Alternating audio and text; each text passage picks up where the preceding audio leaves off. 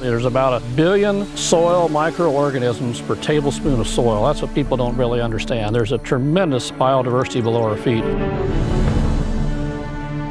This is a family farm dating back to the 1820s. It's gone through the generations. My son will be the next caretaker of the property. And I think if, my ancestors would look back at this project, they would be pleased. My father's made the comment that his father would be quite excited to see the farm going back to grass.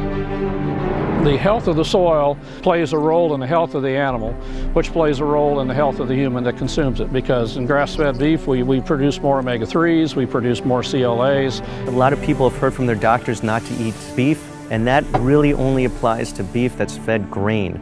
If a cow is fed grass, it's a healthy option. This whole business of grass-fed beef is a part of the bigger whole. And if you go back to the Great Plains and go back to the buffalo that roamed, they had this thing down to science. And unfortunately, man tried to overmanage Mother Nature, and what you ended up with was a desert. Finally, we're kind of getting back to our senses again. We're changing this back into a very nutritious grassland. It's very interesting to see the changes we've been making. We soil sample, and we can see the results of what we're doing in the samples with organic matters on the rise. What we're looking at here today is 3 stages of the soil community or the plant community.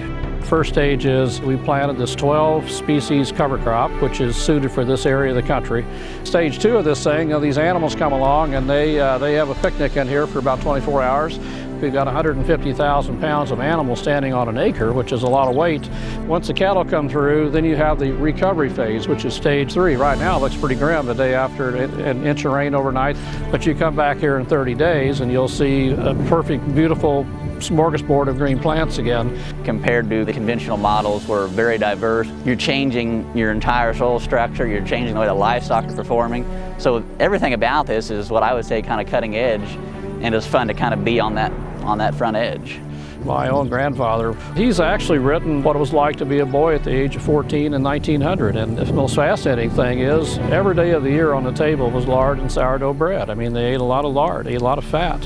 And he lived to be 99 years and 7 months and never took a pharmaceutical. It's a real simple recipe. Know your food, know your farmer, and go back and think about your great-grandparents.